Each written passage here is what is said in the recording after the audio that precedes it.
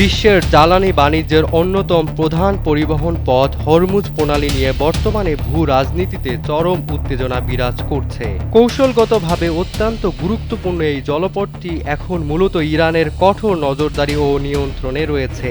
সম্প্রতি ইরানের Islamic Revolutionary Guard Corps IRGC ঘোষণা করেছে এই প্রণালী এবং পারস্য উপসাগরীয় অঞ্চলে তাদের নৌবাহিনীর পূর্ণ কর্তৃত্ব প্রতিষ্ঠিত হয়েছে। প্রতিদিন বিশ্বের মোট খনিজ তেলের প্রায় 1/5 এই সরু জলপথ দিয়ে পরিবাহিত হয়।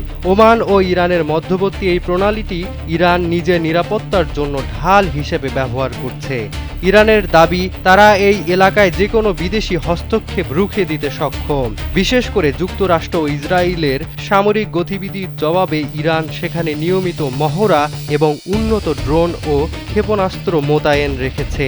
পশ্চিমা শক্তিগুলো এই জলপথের অবাধ চলাচল নিশ্চিত করতে চাইলেও ভৌগোলিক অবস্থানের কারণে ইরান এখানে সুবিধাজনক অবস্থানে রয়েছে। হরমুজ প্রণালীর নিয়ন্ত্রণ নিয়ে এই টানাপোড়েন কেবল সামরিক নয়, বরং বিশ্বের অর্থনীতির জন্য একটি বড় দুশ্চিন্তার কারণ হয়ে দাঁড়িয়েছে।